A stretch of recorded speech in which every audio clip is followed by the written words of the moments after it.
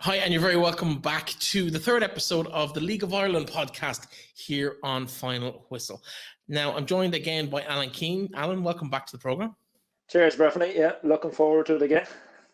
You had a little siesta last week. We gave you the week off, but you're back to maybe take a look back at your old club, Dundalk, last weekend, who managed to lift the President's Cup. Let's start there, if you don't mind. How important is the President's Cup in the grand scheme of things? Do players care?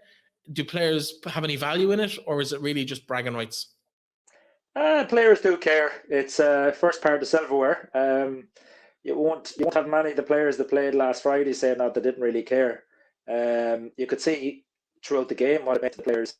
Yes, it is. It's not something you'd lose a bit of sleep over, but definitely, I suppose, between Dundalk and Shamrock Rovers, that bit of rivalry has built up. So just to get that little bit of momentum at the start of the year is important.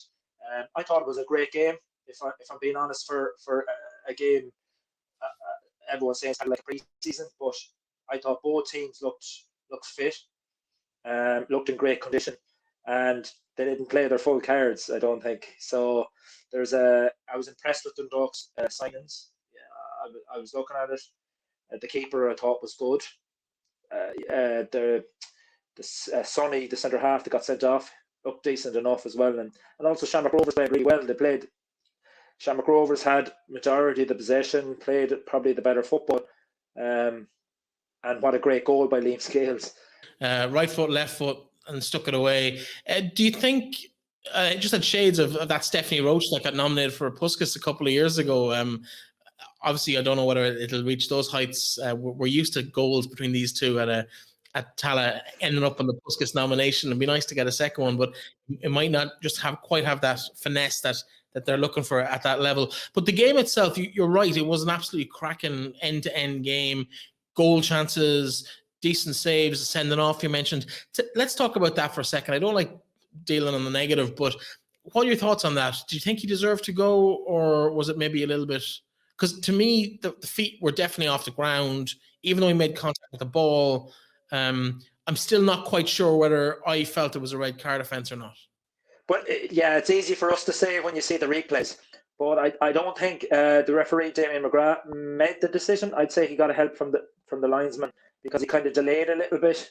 And when you look at it in real time, you're like, oh, he's it's like he's lunged. He's left the ground. And if Graham Burke was a bit further, if he had caught him in the leg, would he have done damage? Possibly. So, but it turned out it was a good tackle. He's won the ball.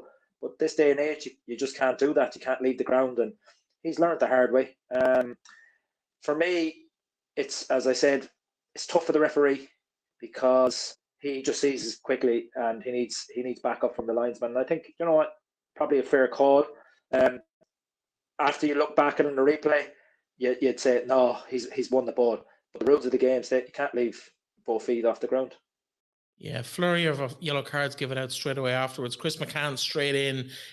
He got a yellow card for his intervention. But do you think maybe that kind of reaction from the Rovers players might have made it easier for the referee to give the red card, or if he was 50-50 on the decision that it was going to sway him in any way, shape, or form? No, I think the Shamrock Rovers players are probably every right to, because if it was me, you back up your teammate and you're trying to gain any little bit of advantage you can. And they've seen it as a bad tackle, and I suppose probably that's why the referee was a bit hesitant straight off, and I'd say he got a word in his ear. But the cards that followed, I thought, Jesus, there was 3 or 4 minutes of the game delayed, all because handing out yellow cards. I think Stephen Bradley got a yellow card as well, and at the end of the day, it wasn't that bad of a challenge. But again, the referee's being assessed, so he has to do his job. It turned out, I don't know whether Sonny is going to be suspended for the Sligo Rovers game or not this week. I don't know how the rules work. They change from year to year nearly. But yeah, it's look, the Shamrock Rovers and I suppose Dundalk, it's going to be between them two again this year, and possibly Bowes thrown in.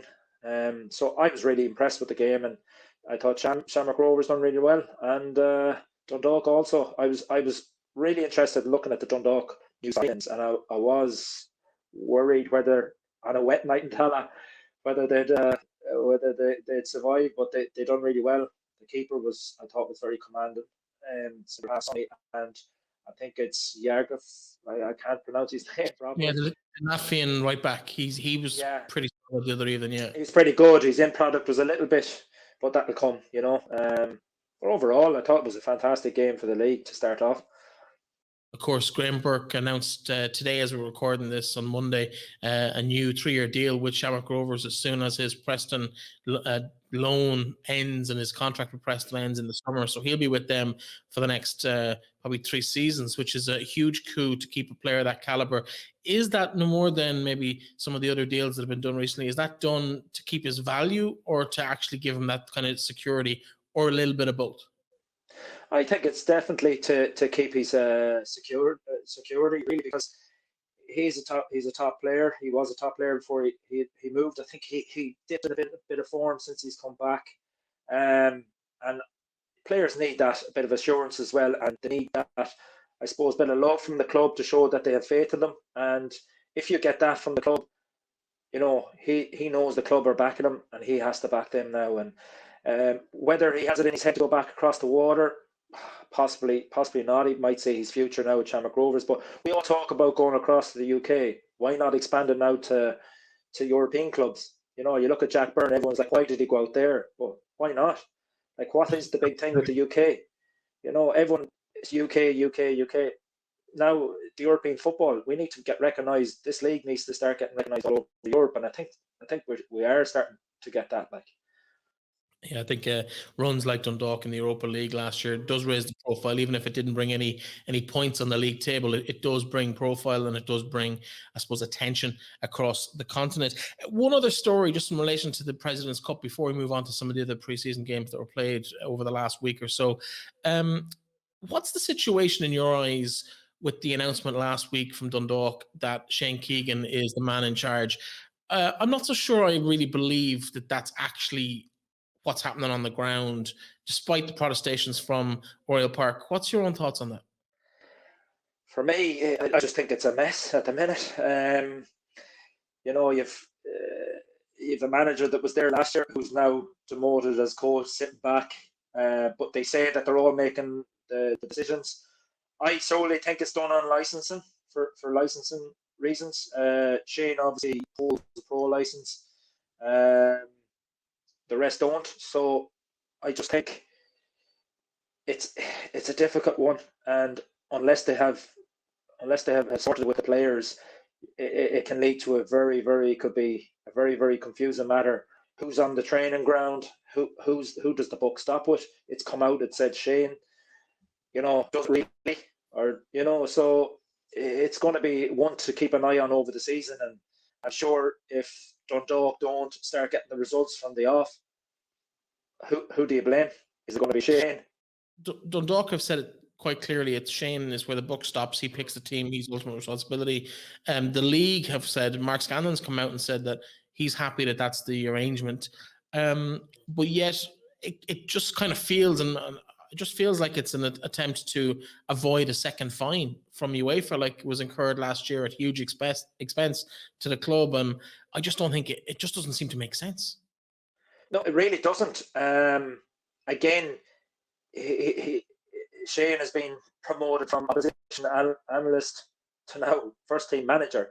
So players would have been looking at barely would have seen Shane under probably Vinny and whoever was there previous. So now he's manager, and it just I don't think it'll bode well between the management team of last year and Shane being there now.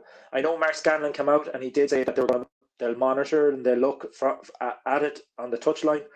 But then I seen Stephen O'Donnell and St. Pat's got a bit of questions labelled at them as well, where Stephen O'Donnell doesn't have a pro license, he's going to go on it, and Alan Mathews. And Stephen O'Donnell came out and said Alan Mathews is manager and he's coach, first team head coach. So again, he said, like, titles don't really matter. It's them all pulling together. But I think they probably in Dundalk or in Pats, they probably have a better structure, because Dundalk looks a bit of a mess at the minute, if I'm being honest.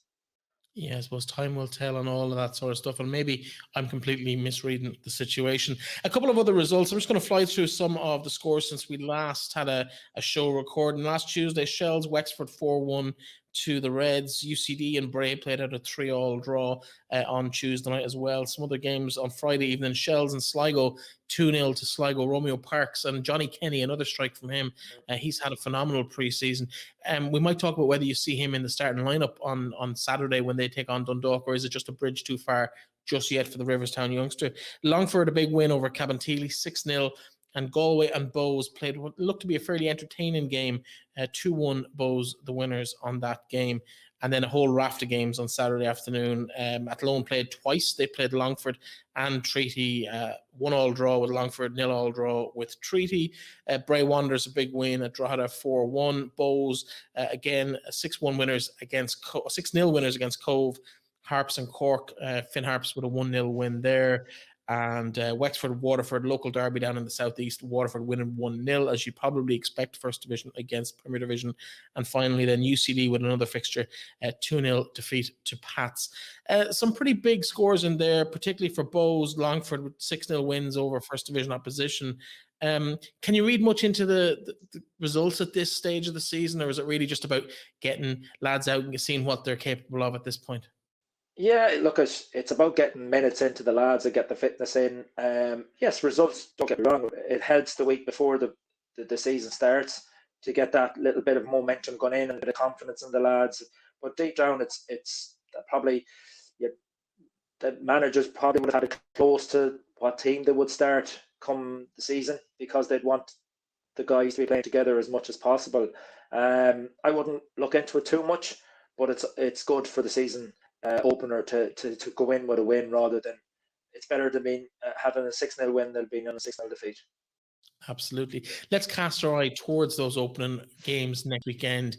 And there's some absolute humdingers, local derbies all over the place. You've got Shams and Pats on live on RTE on Friday evening. Let's maybe start with that one. It's not the first game of the season, but let's start there. Shamrock Rovers, a little bit of a smarting from last weekend's penalty defeat to Dundalk. Pats at home, you'd expect them to start off well, but the Stephen O'Donnell-led Pats, it's interesting to see how they're going to look this year. Yeah, it's going to be interesting. First game of the season, derby, Dublin derby. As I said, I was impressed with Shamrock Rovers. They have such depth in their squad. Aaron Green was on the bench. To come on, it's just like, they have the new signing, Sean Gannon, Sean Hoare, still have the people Lopez from last year, and Lee Grace. So they still have a fantastic squad. But I also think that Stephen O'Donnell has recruited well. He's recruited league winners with the likes of John Mountney, Paddy Barrett. He's got Ronan Coughlin from Sligo Rovers. I think it's going to be a very, very good opener for us to see, and I think it's going to be a draw. First game for between them. I think the first game of the season is always. I never judge a team until 5-6 games in, because players are still finding their feet. These preseason games are good, but then the level just takes it up a notch, and fitness is going to be a big thing. And if anything, I think Shamrock Rovers might have to their advantage, probably fitness-wise, ahead of Pats, but I can see this being a draw. Okay, the other game on Friday night, Drogheda and Waterford. We're going to hear from Drogheda chairman Conor Hoey later in the show, but it's a big night in the game park on Friday night for the club back in the top division. They're hosting a Waterford that's kind of an unknown quantity, really. Yeah, it's great to see Drogheda back up, and Tim Clancy has been playing some great football in the First Division. Can he transpire that into the Premier? I think he can, because he signed really well. Waterford, as you said, a bit of an unknown. A lot of loanees, a lot of young. I think we spoke in the first show. A lot of young kids, albeit they're talented, but it's a big step up from 19s to Premier Division football. I can see a Drogheda win here. They'll have the buzz for being back in the Premier after being so long out of it. So I'm going for a win for Drogheda here in this game. A big statement there if that happens in terms of where they'll finish up this season. Saturday evening, 3 games all kicking off at 6 o'clock, all on the Watch LOI service. Finn Harps and Bows up in Finn Park. Let's start there. Harps, people predicting them to struggle. They always predict them to struggle, but they are they've signed fairly well over the close season, and I think there's a little bit of a steal in that side this year. But Bows will be a tough task for them on Friday night. Yeah, look, Ballybuffet, it's never easy to go. As I said in the first episode, Bows have a couple of new signings, and the first game away to Finn Harps is welcome to the league. But Harps have recruited well. They're always at home, no matter who they play. They're always, it's one of them fixtures you look and go, you always think they get something, So, but on first game of the season, again, it's going to be a difficult one. But I think Bows overall will have the quality and the experience. I think Bows they've kicked on over the last couple of years, and I think if they really want title ambitions and want to be challenged in the title, these are the games that they need to win. But as I said, first game of the season, majority teams will want to get off to a winning start. But I think Bows will nick it. I think they'll have just too much quality for Finn Harps, and it'll be a close one. Yeah, then of course Longford, they're also the new boys in the division. They host Derry City at Bishopsgate on Saturday. That game also kicking off at 6 p.m.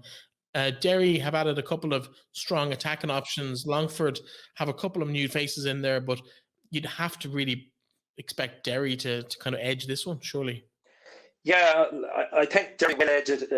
All again a little just by the odd goal. I think because Longford again have that bounce effect coming into the Premier. Haven't been in I don't know how many years. But I just think Derry have their season pros. They've been here. They've done that lovely stadium. In what's the Bishopgate? Is it or is it changed? Yeah, it changes every other year. Yeah. So, I just think Derry will love playing there, and I think it'll be a tough night for Longford. But I think they'll put it up to them. And I think Derry will just nick it. I think if Parkhouse brings his scoring boots from 2 seasons ago, they could be in serious trouble on Saturday evening. And finally, the game you're going to be at, you're covering it live with the local radio station Ocean FM, is in the showgrounds, and it's the visit of the FAI Cup champions and the President's Cup champions, 2 of your former clubs, Sligo Rovers and Dundalk. How do you see that one going? Yeah, I'm really looking forward to this, and we spoke there at the start about I'm looking forward to seeing Johnny Kenny live. Whether he'll start or not, I think he has to start. He's in form, but do I see him starting? Possibly not. I think Romeo might lead the line, But I'd like to see Johnny. He come into a game where it's the unknown again. He's no fear. First game of the season, but it's going to be tough. As I said, Dundalk look physically fit. They look strong again. And I think Sligo Rovers it's difficult. They have a small squad this year.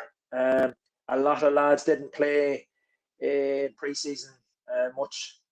Gary Buck was injured. Shane Blaney, Greg Bulger went off in the Athlone game. I don't know how he is. So it's going to be a test of. It's going to be close, but I think maybe Dundalk could edge it solely on the fitness side of things, and I think it could be late on. But of course, saying that, Breifne, Rovers are always the bogey team for Dundalk, and it doesn't. When you write them off, that's when they come. Yeah, we talked about this, I think, 2 weeks ago on the show. Ed McGinty has a phenomenal record of saving penalties against Patrick Hoban. Maybe, I know it's been talked about in plenty of places. It's not just us that's been noticing it, but I think it's 3 from 4 saves or 4 from 5. I'm not quite sure, but it's been a pretty dismal scoring record for Hoban on that. So it'd be interesting to see if there's a penalty awarded, will he step up to take it? My bet is probably, that's another concern, is that only one goalkeeper has really featured for them in pre-season. Richard Brush hasn't played. James Robinson hasn't really featured either.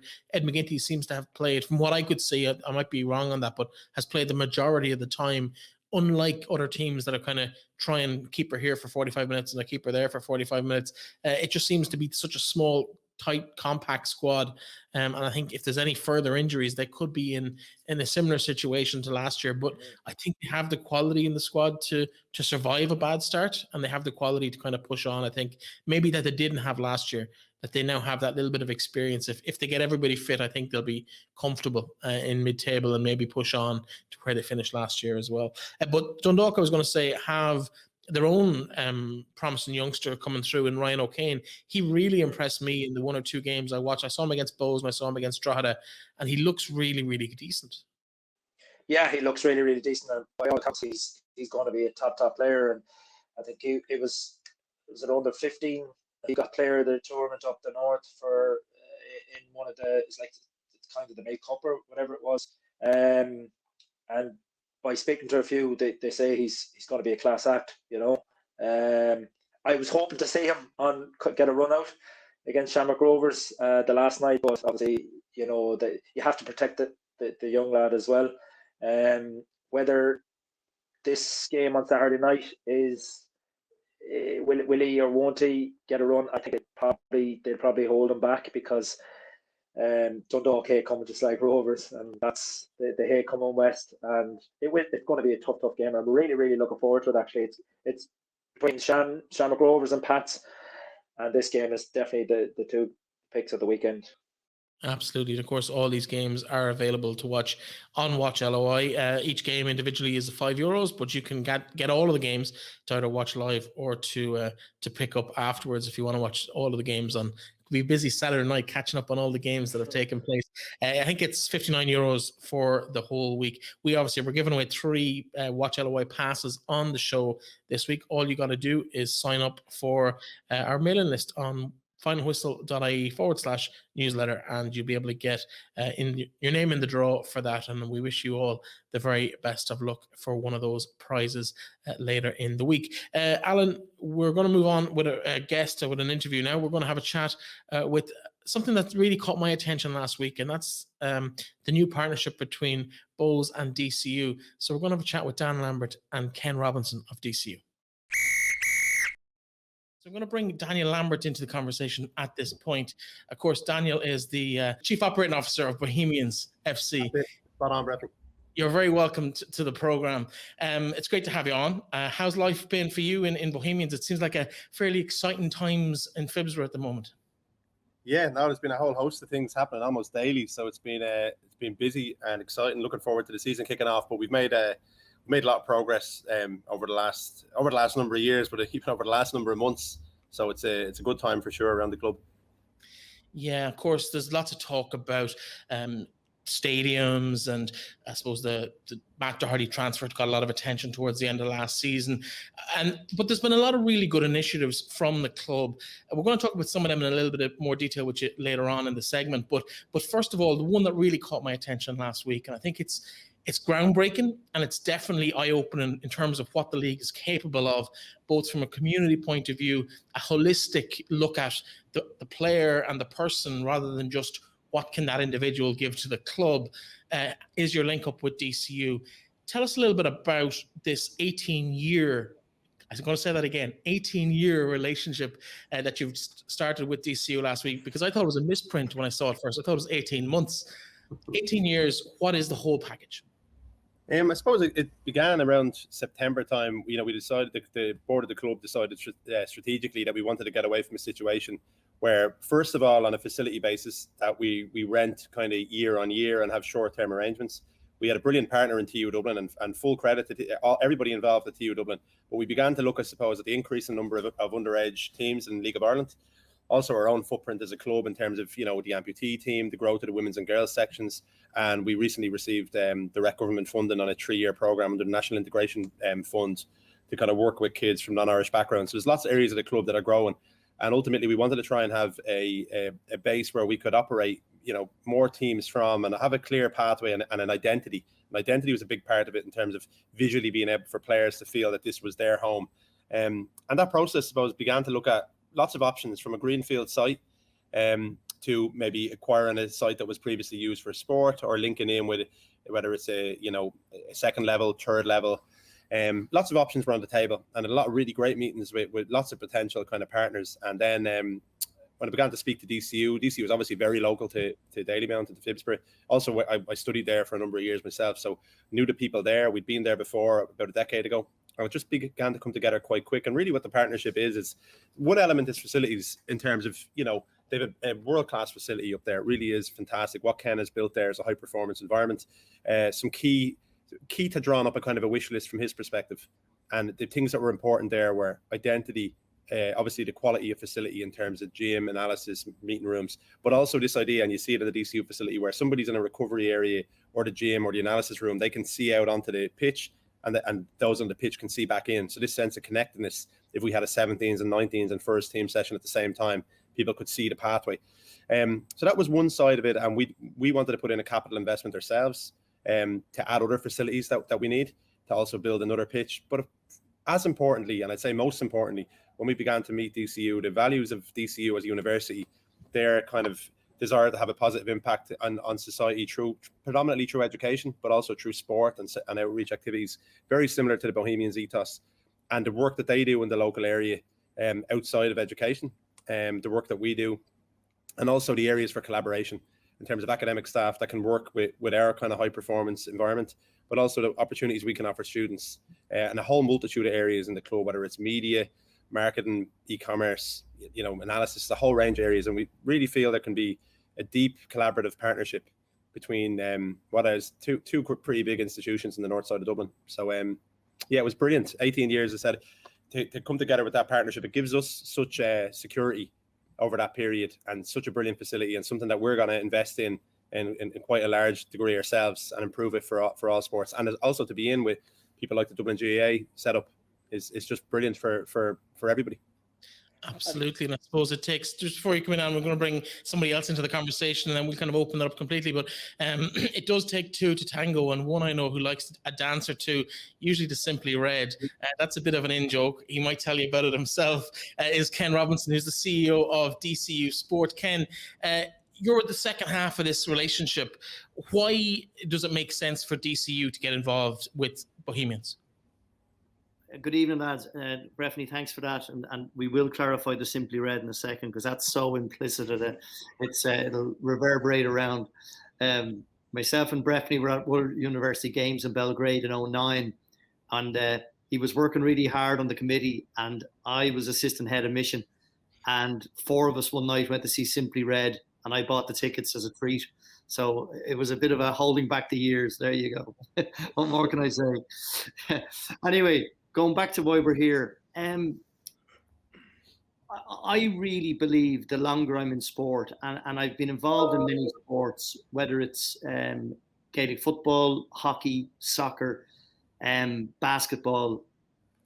If I was to leave DCU today and never return, the three legacies that I'm very proud of bringing in are DCU Mercy in the basketball, as you know, with Mark Ingle, Dublin GAA through Pillar, then Pat, then Jim, now Desi, and now Bohemians. And we've built a facility there that's primarily for students. Let's be very emphatic about that. It's primarily for DCU students, and we never make any excuse about that. That's our purpose. That's why we exist. And through the university senior management, we've worked hard by probably investing at this stage about 6 to 7 million in the facility over the last 16 years to bring it to a standard of excellent grass pitches, excellent astro pitch, excellent gym, meeting rooms, etc. And the one thing that we've realized along the way is an awful lot of facilities in Ireland are built where you only have one stakeholder, and 80% of the time it's empty, but you're appeasing one stakeholder or one unit of stakeholders. And we've realized a long time ago that to really make it work, you need to have a sort of a dual strand approach where you've got your internal stakeholder, but you've got your external one. And the reason for the external stakeholder is you maximize the time, you maximize the partnership moving forward where you can develop things, hence the 18 years with Bowes. And it also gives a life. You've got a life in the facility. I was down there today from 9 o'clock. I left at 6, and Keith was there with the lads this morning in the gym. They'd be going to the pitch later on. Our scholars are allowed to use under lockdown, use the gym, 8 at maximum. They're using the pitch, they're using the track. And to see a life, there's nothing worse than a facility that's empty 80% of the time. To move into why Bohemian FC, and I really would believe that great people can get things going. And from the minute I met Dan Lambert and Chris Bryan, they were the two key stakeholders for me. Dan was a driver, and Chris has been a very honourable person to deal with for many, many years for me. And it just felt right. I've had League of Ireland teams approach me over the last 16 years, and one was in West Dublin, it didn't make sense. One was in South Dublin, didn't make sense. And the values and the philosophies of Bohemian FC and their local community engagement and their ethos that they have, that yes, football is their core product, just like education is the core product of the university, but beyond that, there are many more peripheral factors that add value to a holistic approach and really strong values. So Bohemian made great sense to us. And from my own perspective, the facilities, we had the capacity to welcome them in. And it's exciting that I believe in the next 3 to 4 years, we'll work on developing the facilities together for the benefit of really, I suppose now, 3 key stakeholders, which are DCU, Bohemian FC, and Dublin GAA. Ken, obviously, I've been in your facilities as well when I was with Dundalk, and I was absolutely bowled away with it. It was class. It really opened my eyes. Question for Dan would be, how important, I know it's been said in the media about the Matt Doherty deal and the 1.5 million.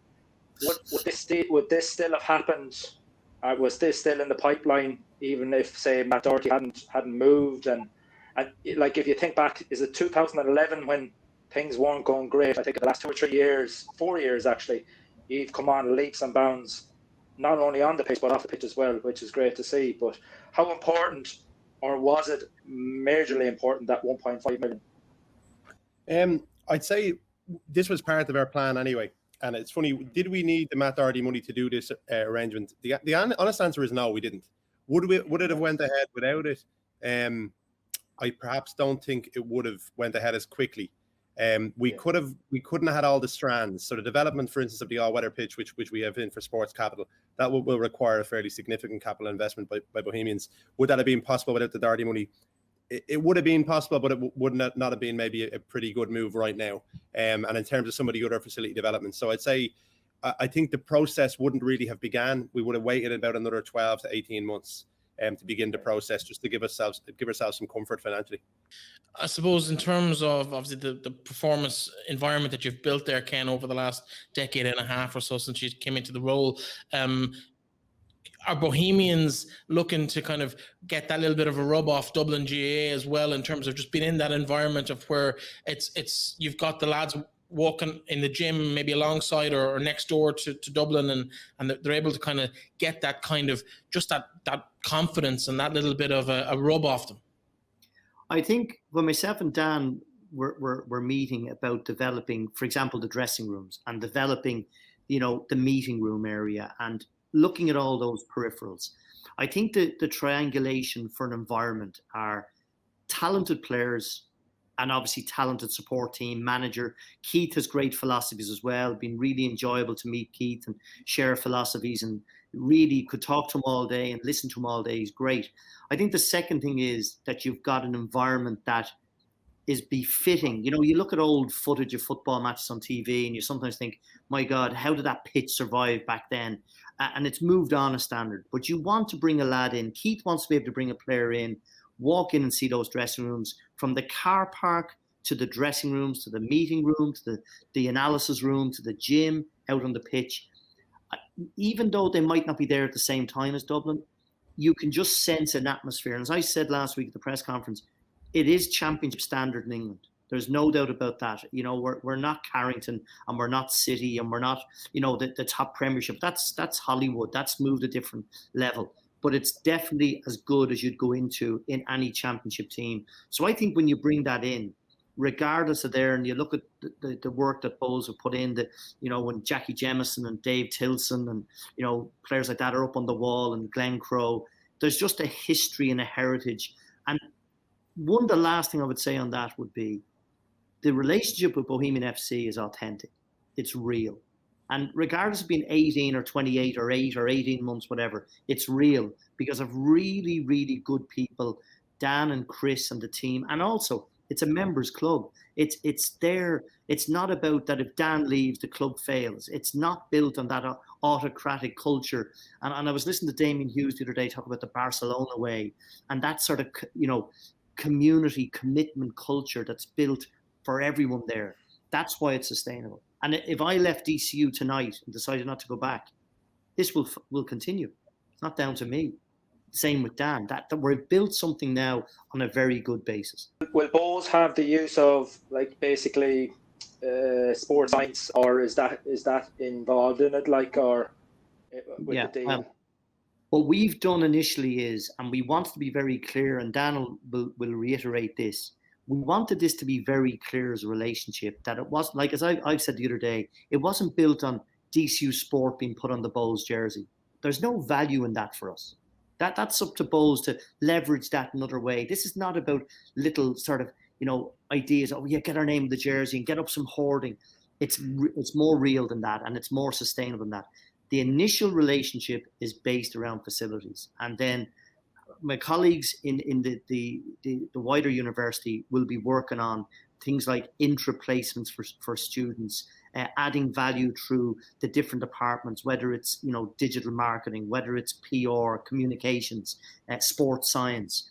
That will be an addition, along with scholarship. Hasn't been mentioned in the pure sense at this stage. Who knows down the road? But they are all avenues that can be explored and developed, and the relationship can continue. But as we speak, at this very moment in time, the nucleus of it is the facilities. In terms of, I suppose, the bigger picture and what's actually involved from, say I'm a parent in the North Dublin area and I have a child who has a little bit of talent. He's 8, 9, 10.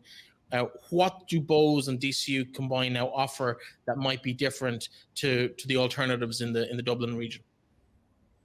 Is that for myself, Breifne? Yeah. I suppose as a club, what we offer, first of all, before going into that, is the approach, the ages you've mentioned there. And I'm not an expert on the football side, but I think we have to be careful about how young we go and when there's someone, I don't even like the term elite personally.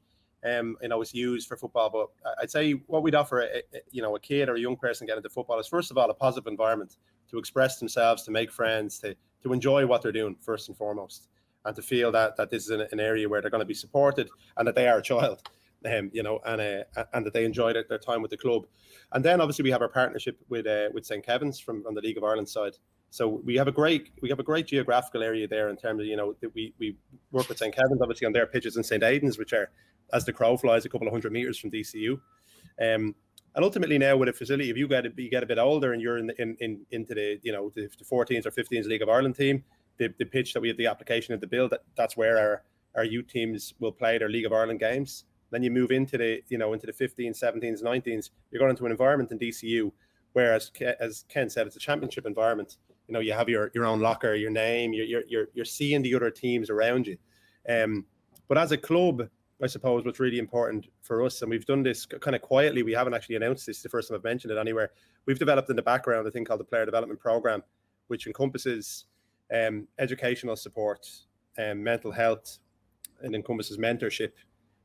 There's ex-player kind of guidance, and we've an investment, a financial investment in there from the club, and to kind of give this total wraparound package for our players. That a player is a person, and while we value them as a player first and foremost, and that's why they've arrived to the club, we absolutely value them as a person just as much. And with that program, which we'll probably announce properly in a couple of weeks' time, we're very keen that if a player enters that program and they benefit from these supports that we offer, whether or not they're a Bohemians player in 12 months is irrelevant. That program remains to support them.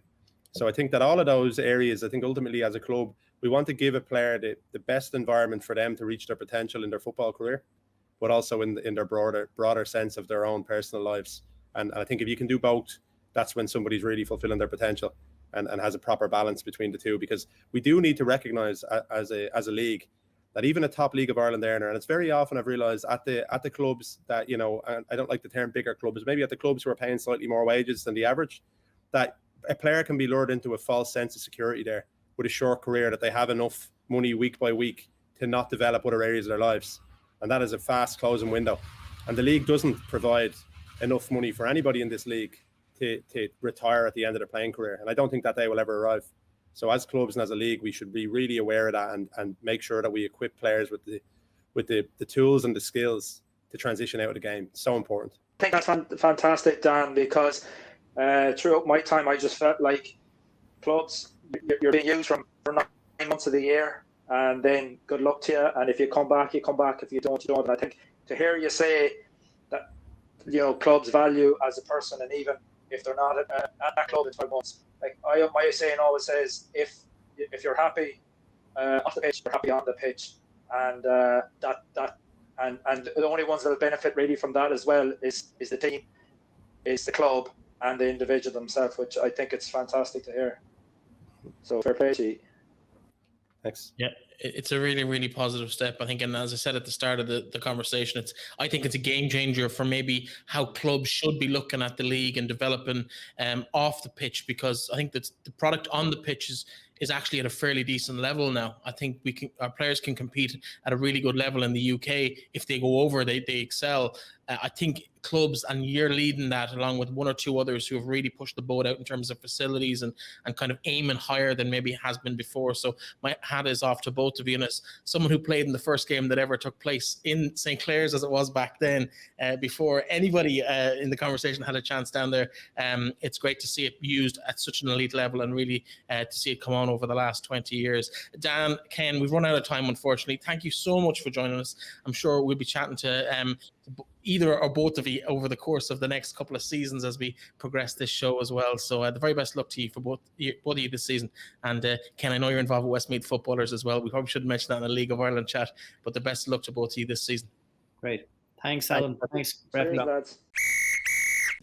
Like I said at the start, Alan, game changer in my opinion for where the league is in terms of its ambition. Your thoughts? Yeah, I think it's brilliant, and I think 18 years is just it's something for the younger generation coming through to look forward to. It's not just a 1 year or 2 year like token gesture kind of stuff. It's for the future, and I think it's, as you said, total game changing. And as they said, in a couple of years' time, they'll be developing the scholars kind of stuff, and I think it's just fantastic all around the league. I can see a lot more clubs will follow suit. Well, a lot of clubs, to be fair, are doing it, and we're going to catch up with another club who are doing some fantastic things off the pitch over the last couple of years. Conor Hoey of Drogheda United joins us. Conor, Chairman of Drogheda, welcome to the show. Good evening. How are you both? Conor. I'm good. Welcome back to the Premier Division. And what's it like kind of to see yourself lining out next Friday night in the Premier Division of the League of Ireland?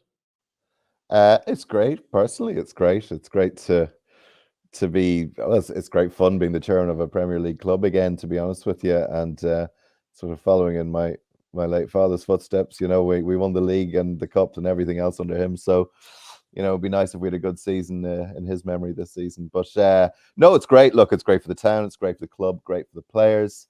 I'm delighted for them, the players who've stuck with us for a number of years, and the management team. Tim and Kev. I'm delighted they've stuck with us for 3 years, and it is a just reward for them. But we're a Premier League. We've always been a Premier League club in my eyes. When I was a kid in the 70s, we were one of the top clubs in the country. We've had our ups and downs. We had our big winning years in the 2000s, and I believe we are a Premier League club, and this is where we should be. And you talked there about obviously Premier. I always thought you were a Premier League side. I always thought you're too good to be down there in the First Division. Tim has done an absolute excellent job. I felt for him the year before he lost out in the playoffs, and then last year, and also this year. Looking forward to this year. I think he's signed really, really good. I don't think you'll have too much of a problem. I think you'll be all right this year. As in terms of the season ahead, how I've seen you've obviously changed the name of the stadium to head in the game. How had that come about, or how? Sure. Yeah. Well, initially, what it was, this is pre-COVID. We did this initiative where we were trying to sign up like 100 corporate patrons, and I think it was 500 quid a year. Would have brought us revenue for 2 years, and then we were going to put the 50 or the 100 names in the hat, pick one of them out, and the winner would get to name the stadium after their chosen charity. So we were in the middle of that when COVID hit. So we had about 40 signed up. But of course, with everything last year, the league stopped. It was just we missed the chance wasn't there to really capitalize on what we were doing. So I basically, about 3 weeks ago, and it was a mixture of corporate patrons and individuals, etc. And so I put the 40 names in a hat 3 weeks ago and pulled out one, and it was local councillor, actually, Joanna Byrne, who is heavily involved with the club. She's terrific, and she's our community. She works in our community team, and it was her idea. Mental health is a big thing, for her, and I thought it was brilliant. And the background to it is that maybe it must be 3 years ago, our ultras, the Drogheda ultras, had a big sign up at one of the matches going, it's okay not to be okay. And I think this is amazing to see, 15 and 16-year-olds having the guts to put a flag like that up, a banner like that up at a League of Ireland ground. And I this is not, imagine back in my day as a 16-year-old, or, even yours, did we talk about mental health as teenagers? Did we help? Like, we didn't have the guts to do it. And I think the bravery of the kids to raise that, and to raise it in what's a very masculine, alpha male environment of football, to raise, and I think that was brilliant. I was really proud of the supporters doing that. And I think, building on that, we've had always had a focus on mental health at Drogheda and in the community for the last few years. And I think it's just a great initiative. So we thought, look, let's do it this season. It gets a bit of publicity for a really good cause. It brings mental health to the forefront of players, supporters, viewers on TV, and the media, because when you see Head in the Game Park, and if one person reaches out to somebody for a conversation, and if it saves one life or makes life better for one person, it's worth it. So I'm really delighted. I'm very proud of it, what we've done there. Yeah, definitely caught my attention last week as well. I think it's a little bit different, and my commendations to everybody involved in that decision within the club, and obviously to Joanna as well. In terms of, I suppose, the football going forward, what people can expect to see at Head in the Game Park for the next 8-9 months of the season. You've recruited pretty well through the off-season, as Alan said. There's a couple of players in there. Ronan Murray's a league champion with Dundalk. Dane Massey the same. Denny Corcoran's been around. I think he probably has a league title in his back locker as well. I'm not quite sure. He's definitely got a couple of medals in there at various clubs over the years. You must be fairly confident of being competitive in that division this season. Yeah, Tim's recruited really cleverly. Look, we're pretty small budget, we're $7,000 a week budget. We're hardly breaking the bank here. So I know we've got one of the lowest budgets in the league. And but Tim has been very astute. First of all, he signed up all the good players who got us to where we are. And I think that loyalty to those lads is great. They deserve a shot. I think a lot of them are undoubtedly Premier quality. I think Conor Kane, our left back, and Jimmy Brown, our right back, will prove to be the best fullbacks in the league. I think they are. They were in the first division. I think they can prove the same in the Premier. So I think we've got some outstanding lads there who can really show the Premier that they're Premier qualities. Mark Doyle and many others. And we've got some great young lads coming through as well. So Tim then needed to bring in a bit more experience. Gary Deegan, Dane, as you say.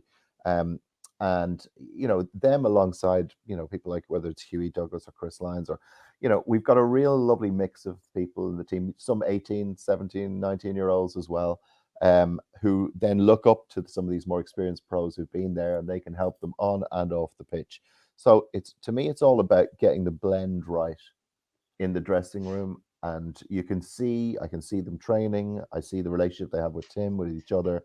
It feels right to me. So we play good football. We've been the top scorers in the first division for the last couple of years. We're exciting to watch. I won't be complaining if we win every match 1-0, but I think we generally do play good football, and I think we've got some exciting lads there. And when you bring in like Darren Markey from Pats, he's just a joy to watch. He really is such a talented footballer. Ronan, you saw the goal he scored against Dundalk a couple of weeks ago, 30 yards, top corner. Again, we've got a lot of exciting players there, but we've got some, we've people like Gary Deegan there, who's, as I say, rock solid. people like Jake Harland have been around for a long time with the club as well. So look, I'm delighted. There's a real feel-good factor around the club at the moment. A lot of positivity, not just on the pitch, but off the pitch with all the people involved in the club. But there's no pressure, right? I want to make that clear. If we're top of the league after 5 games or bottom of the league after 5 games, we'll be all feeling the same way, right? Because there's no pressure on anyone here. I want the players to go out and enjoy themselves, and I want a happy dressing room, I want a happy club. We can't win everything, but we'll do our best. That's all I'll ask. And Conor, I see there recently, again, you're doing great stuff off the pitch. You've linked up, is it with the PFAI? Yes, Alan. Could you explain a bit more about that? Yeah, it's a little bit akin to what Dan was talking about earlier. Excuse me. So what we did is very similar to, as I say, what Dan was mentioning. And then I think you said it.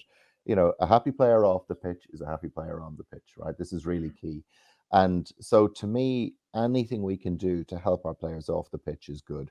So the same vein, I've worked with Dr. Emma Burrows at the PFAI, who's terrific, and with Ollie Cahill there and Stephen, and building a program whereby, and we launched it a couple of weeks ago with the players. So we're trying to identify areas of interest for the players. So if the younger players might be interested in more educational areas, if I have players who've got 5 of them might be interested in work in the media, let's just pick an example, that I'll bring people in to talk to them. I work in finance. I've got 2 or 3 guys who are interested in working in finance.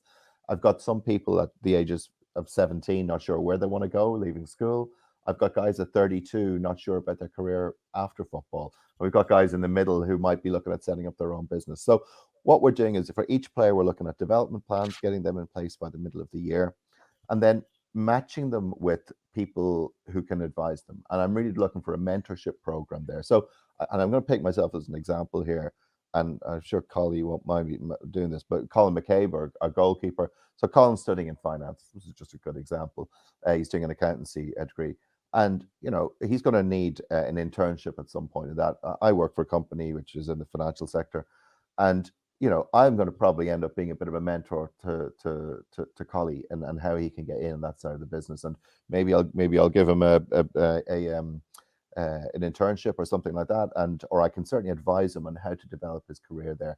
So we've got all these sponsors in our club, and all these, I've got anything from Turkish Airlines through to motor sales, through to print companies, vast amount of architects, doctors, whatever, legal, and building companies. And I just look at this and I go, we've got all these great people involved in the club as sponsors, as volunteers, and they can be great sources of advice to players to help them. So I'm trying to match players up over and PFAI, are brilliant at identifying the skills, doing the one-to-ones with the players. It could be reskilling, it could be education, it could be training as a coach, it could be how do we, and I had one last week, we saw somebody had a job offer, and I said, let's send it into the PFAI and they can circulate among the members there and see if there's a football on it. And, so I think, here's where I'm coming out from this as well. How can I put this? I think players, I think industry very unfairly looks down on footballers. So and I mean that in a really, rugby players, everybody go, oh, well, they all went to Blackrock and, and Trinity and whatever, and they're all privately educated. So daddy will get them a job wherever. And, and that's a real, I'm really blasé and I'm stereotyping there. But my point is, generally, people particularly in rugby, get an easier break in life, and you know what I mean. And I think unfairly, the leadership skills that I see in footballers, right, and the ability to get on with people, to confront difficult situations, to lead people, to assess things, situational awareness. Sometimes when you're in a crisis, footballers develop that much more than a lot of other people in other industries. And what I just think is we need to, and I'm trying to encourage people to look at footballers as very smart people in many instances who we can help to develop their careers. So I always feel footballers have had a bit of a raw deal just because of the Flash Harry thing you see in the UK with footballers. I think it's not fair. But I mean, Alan, I don't know whether, am I being a bit, you think I'm being fair? No, I totally agree with you. And as you said there, there's a lot people look across the UK. Sure, these footballers live in the flash life, and sure, Yeah, they don't know nothing. They've only played football since they were kids. But we have a yeah, lot of very lads that are highly intelligent within the league that people don't yeah, even know about. And yeah. And life as you said, experiences, yeah, life experience yeah, from even from being a professional footballer. mm, Like I'll just pick as an example again. I mean, I just picked Dane Massey just as an example. I mean, Dane's been a professional for what, 10 mhm, years, I guess, it's a full-time professional. yeah, And now he's moving to part-time to us. But like Dane, if you meet him, he's a very impressive man, full yeah, stop, not just a footballer. He's a yeah, bright man, he's intelligent, he's articulate. Uh, mhm, you could almost see him going into loads of different yeah, positions. Now, in the rugby world, and again, I'm not going to go at rugby here. I don't want anyone to think I am. But in the rugby world, somebody would sort of go, "Oh, Dane, sure, let me see if we can get you a job in the bank," or you know what I mean. There's a lot of people that help them out after football. Do you know what I mean? And you sometimes see it in the GAA as well. You see a lot of the fellas in the GAA get the job somewhere, would be helped to get jobs. And I don't think we do that enough in football. And Dan mhm, said it earlier when he was mentioning about Bohemians. It's like you're trying to look after players on an ongoing basis, not just for 6 months or whatever it is. Like I'd love to see some of our players at my club that we help, and I can in 10 years' time I'll see them in careers and then think, you know what, you guys helped me to get in that route, and that would make it all worthwhile for me. I think it And makes a this is about attracting players to the club as well, Breifne. I was yeah, going to say, I mean, I had a big long chat with Ronan Murray about it before we talked, before he signed, and that again, similar thing for Ronan, bright lad, lovely fella, mhm, has lived in the UK, worked in the UK, back here, pro footballer and all the rest of it. But again, Ronan's got 30 years of work ahead of him. mhm. He's only 29, and he's got to figure out what he wants to do, and we have to help these guys. Yeah, you took the words out of my mouth. I was just going to say it becomes more attractive if you've decided that you want to be a part-time footballer and educate yourself or to improve your own skill set. It's the holistic view of it, and I think you mentioned Dan and what he was talking about as well, and it's very similar. That idea that the club gives something first to get something back, and that getting it back might necessarily be on the pitch. That person could turn into the CEO of a multinational company, and all of a sudden your budget is doubled in 10 years time. So it's not just about what happens on the pitch and maybe getting a player for as cheap as you possibly can, which has been a problem across the league over the last couple of decades. Yeah.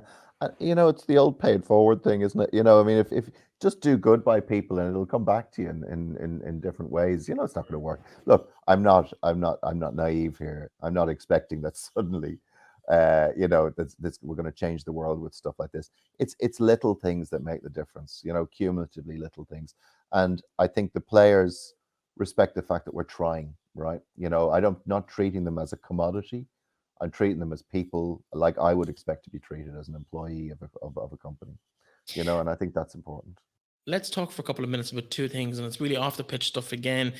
Before we talk about maybe where you'll be on Friday night, but there's two things I wanted to kind of just briefly tell us about. One is where the stadium plans are at, and the second is the new positions that have been created off the pitch and how much that has helped maybe the overall running of the club on a day-to-day basis. Yeah. Okay. So the stadium, we have a site which can take stadium, 5 or 6 training pitches, can be the home of soccer in the Northeast, right? Football in the Northeast. I shouldn't say soccer. Football in the Northeast, and that's so we have a buyer for United Park. Unfortunately, the government didn't give funding last week for what's called a Northern Access route, which is off the M1 to bring a route over towards the port of Drogheda. And that the building of that road, and I think it is going to happen, is going to create 4,000 or 5,000 new houses and basically a new part of North Drogheda around where the stadium is going to be. So we're dependent before we can start a build on the stadium. On that road getting built and giving us access to the site, or better access to the site. There's more of a laneway to the site at the moment.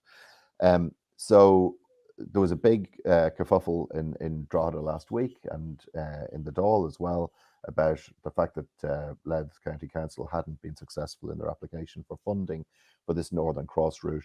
But there's a lot of stuff happening behind the scenes to make sure that's going to happen soon. So it's bit by bit. But just think about it. The site's there. The FAI are willing, very supportive. The Louth County Council are very supportive. The government has given assistance to a 14,000-seater GAA stadium in Dundalk, in the north of Louth.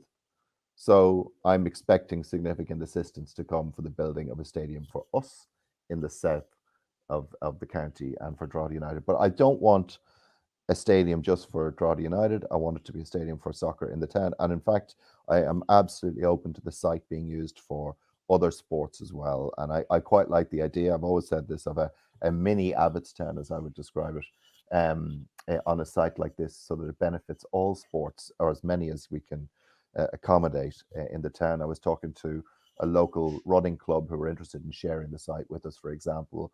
Again, why wouldn't we do that? You know, this is something that's meant to be a public amenity, a municipal facility for the people of Drogheda. So, but it's frustrating, Breifne, you know, because I want to, you know, I want to turn over a sod, and I want to, you know, get it moving. And there's just obstacle after obstacle, but you just got to be persistent. My father was 20 years trying to do this, longer actually. And you just have to keep going. And the second question was about the personnel, the full-time personnel on the pitch. Yeah, well, we've you know, it's interesting when you come into a club. I mean, I have a lot of history of the club through family and everything, and you know, we could write a book on it. But when I came in, you know, I was lucky that you know, I 2 or 3. We inherited a club 2 years ago with you know, 300,000 or 400,000 of debt.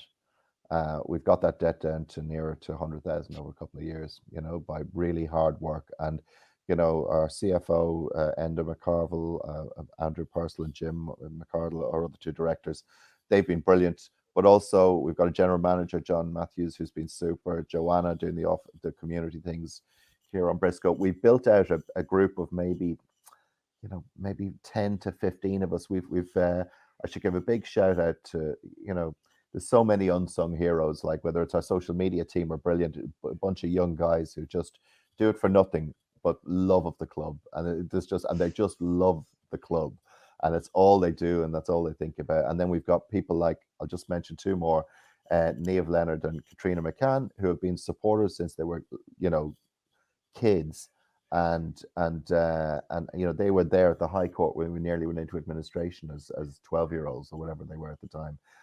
Still supporting us and keeping us going. And they make the match night run with COVID, all the things that have to be done around COVID and everything. Again, volunteers who do love the club. And that is what makes you feel proud, is that all these people do it not for any financial reward, not for any personal glory, but because they love the club. And so we have a great team of people. And I'm, you know, again, very proud of what they've all achieved, to be honest with you. Wish you the best of luck for the season and back in the Premier. And as I said, I don't think you'd be going down anytime soon. I hope you're right, Alan. I hope you're right. I think Tim has assembled a good squad, and I've seen them once or twice in the first division, and I look forward to seeing them this year. Who do you think's gonna come out of the first division, Alan? Do you think Galway will make it? It's going to be tough. Shells have recruited well.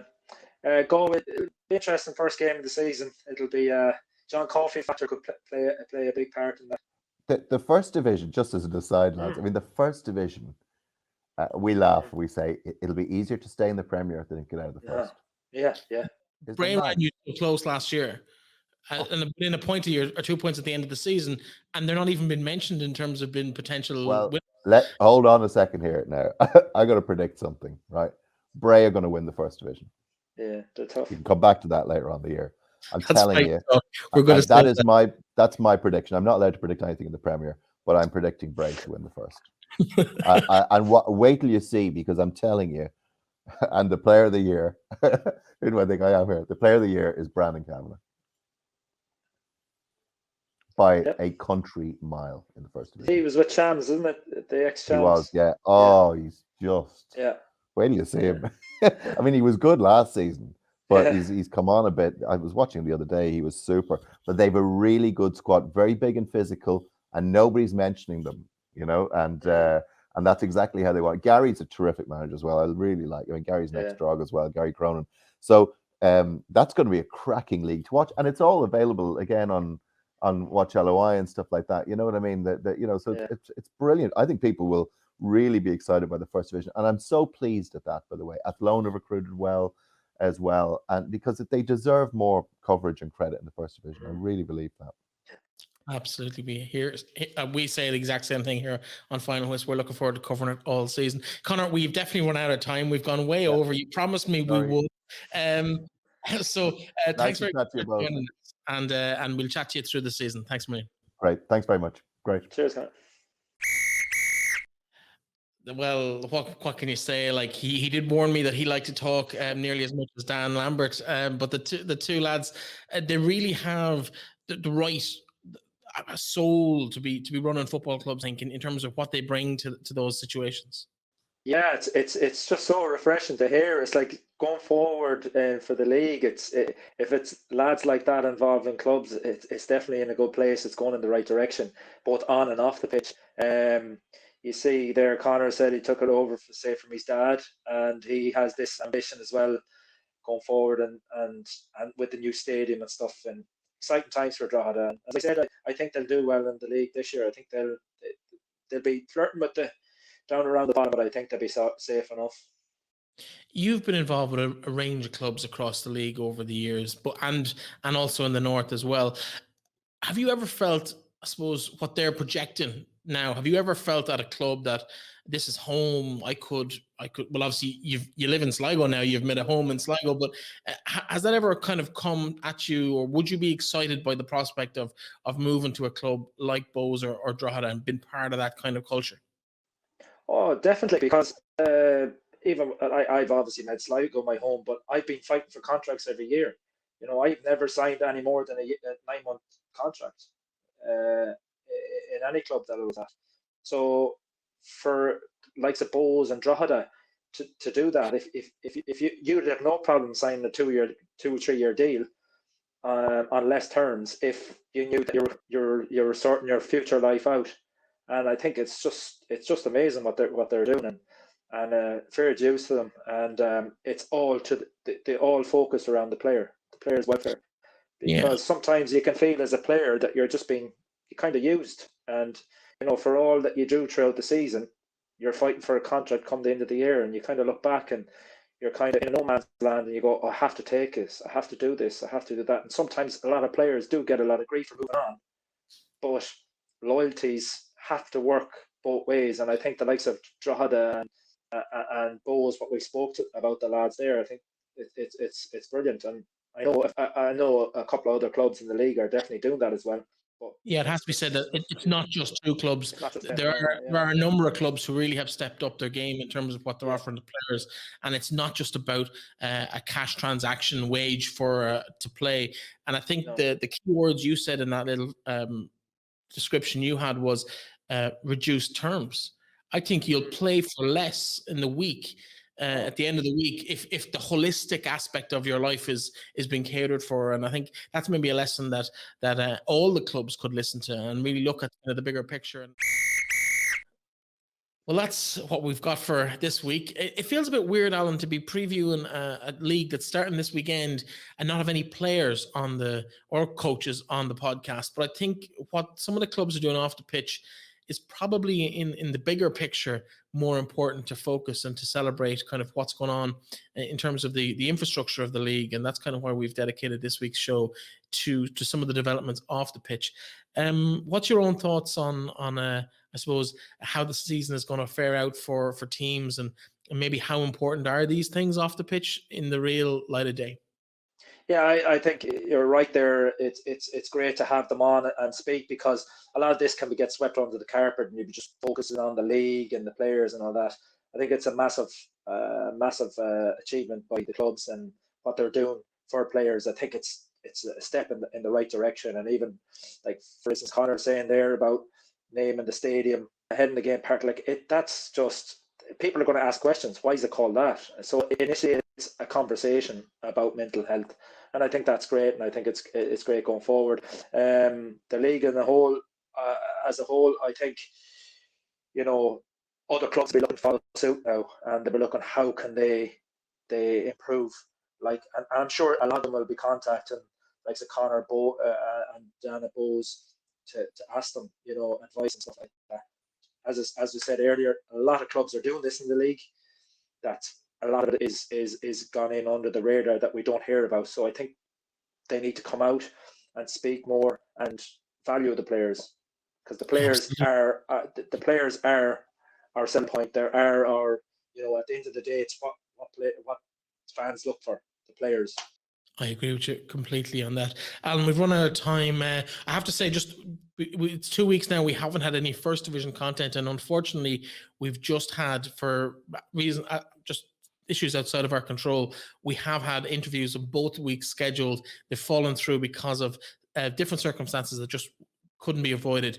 We will be covering the first division in more detail, probably starting next week when we feature their first weekend's action. But we're looking forward to covering both divisions. Don't be discouraged if you're a fan of a first division team. We will be covering it through the season. Like I said, you can catch us on finalwhistle.ie/newsletter to get in the draw on Thursday evening for our 3 giveaways. We're giving away 3 passes to watch LOI. We'd love to share one with you if you're one of the people drawn out of the hat. Alan, it's been a pleasure as always. Thank you very much. Enjoy the showgrounds on Saturday evening, and we'll catch up with you in the next couple of weeks. Cheers, Breifne. Thanks for having me.